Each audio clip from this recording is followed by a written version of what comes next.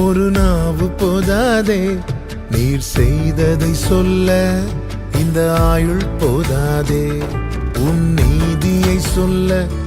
ஒரு நாவு போதாதே நீர் செய்ததை சொல்ல, இந்த ஆயுள் போதாதே. இன்று என்னை காண்பதெல்லாம் உம்மால் தானே வந்தது. இயேசு கிறிஸ்துவின் இனிய நாமத்தினாலே உங்களுக்கு என் அன்பின் வாழ்த்துக்கள். இந்த நல்ல நாளை காண செய்த தேவனுக்கு ஸ்தோத்திரம் உண்டாவதாக. கர்த்தர் உங்கள் ஒவ்வொருவரையும் ஆசீர்வதித்து நடத்துவாராக. லேவியராகமம் 8வது அதிகாரம் 23வது வசனம். பின்பு அது கொல்லப்பட்டது. மோசே அதன் இரத்தத்தில் கொஞ்சம் எடுத்து ஆரோனுடைய வலது காதின் மடலிலும் வலது கையின் பெருவிரலிலும் வலது காலின் பெருவிரலிலும் பூசினார். கர்த்தருடைய பரிசுத்த நாமத்திற்கு மகிமை உண்டாவதாக. ஆசாரிய ஊழியர் செய்யும்படி அழைக்கப்பட்ட ஆரோன் அவன் குமாரர் தேவ சமூகத்தில் கொண்டு வரப்படுகிறார்கள். அவர்களுக்கான பிரமாணத்தை, அவர்களுக்கான நியமங்களை கர்த்தர் மோசேக்கு வெளிப்படுத்தி, அதன் பிறகு ஒரு பலிமிருகம் கொலை செய்யப்படுகிறது. அந்த கொலை செய்யப்பட்ட பலிமிருகத்தினுடைய இரத்தத்தில் கொஞ்சம் எடுத்து மோசே என்ன செய்கிறான்? ஆரோனுடைய வலது காது மேல பூசுகிறான். அதன் பிறகு வலது கை பெருவிரல் மேல பூசுகிறான். அதன் பிறகு வலது காலின் பெருவிரலில் பூசுகிறான். இது எதை காண்பிக்கிறது? எதின் அடையாளமாக இவர்கள் செய்யப்படுகிறது? நீ ஆசாரியனாய் அழைக்கப்பட்டிருக்கிறாய்.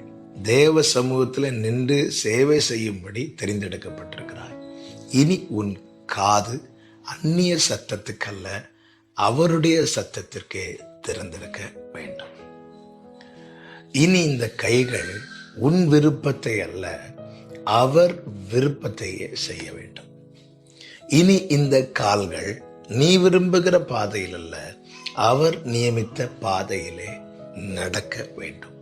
அதன் அடையாளமாக உனக்காக அடிக்கப்பட்ட ஆட்டுக்குட்டியின் இரத்தத்தை எடுத்து உன் வலது காதின் மேலும் உன் வலது கையின் பெருவிரல் மேலும் உன் வலது காலின் பெருவிரல் மேலும் பூசினேன். பிரியமான கர்த்தருடைய பிள்ளைகளே, நானும் நீங்களும் ஆட்டுக்குட்டியானவருடைய இரத்தத்தினாலே கழுவப்பட்டவர்கள். வெளிப்படுத்தின விசேஷம் 1:6 சொல்லப்பட்டிருக்கிறது, அவர் நம்மை ராஜாக்களாகவும் ஆசாரியர்களாகவும் தெரிந்தெடுத்திருக்கிறார். ராஜாக்களாக ஆசாரியர்களாய் மாற்ற பழைய ஏற்பாட்டில் ஆரோனுடைய வலது காது மேல, ஆரோனுடைய வலது கை பெருவிரல் மேல, ஆரோனுடைய வலது கால் பெருவிரல் மேல அந்த இரத்தம் பூசப்பட்டது. நமக்கோ நம்மை முழுவதுமாக கழுவி இருக்கிறார். வலது காது, வலது கை, வலது கால் பெருவிரல் மாத்திரமல்ல, உச்சந்தலை முதல் உள்ளங்கால் வரை அவருடைய இரத்தத்தினால் நாம் கழுவப்பட்டவர்கள். அப்படி என்றால் நானும் நீங்களும் இனி நம்முடைய இஷ்டப்படி அல்ல, அவர் சித்தப்படி வாழ வேண்டும் என்பதுதான் தேவனுடைய விலையேறப்பெற்ற திட்டமாய் இருக்கிறது. சத்தம் கேட்டு சித்தம் செய்கிறவன் உண்மையாகவே அவர் சிந்தின இரத்தத்தை கனப்படுத்துகிறான். நானும் நீங்களும் தெரிந்தெடுக்கப்பட்ட ராஜரீக ஆசாரிய கூட்டம் என்று 1 பேதுரு 2 சொல்லப்பட்டிருக்கிறது.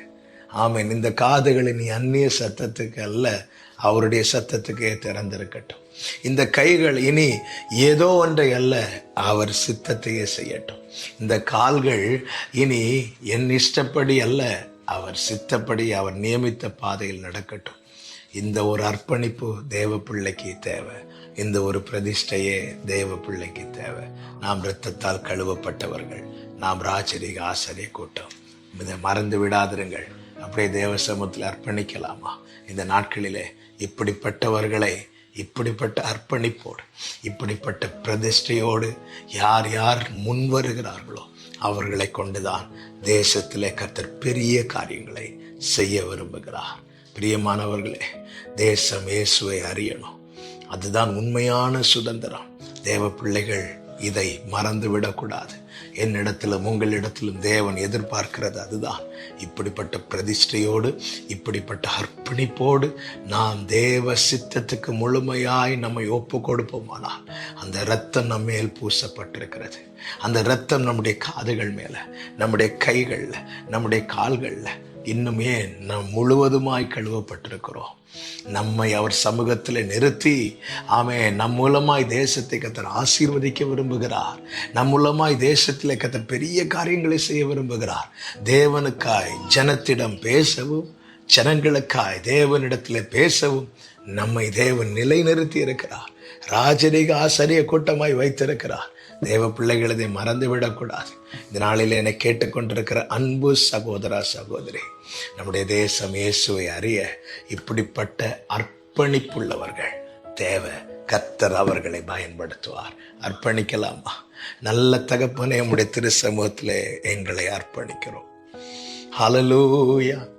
உந்தன் சத்தம் கேட்பே, உந்தன் சித்தம் செய்வே, உமக்காக உயிர் வாழ்கிறே.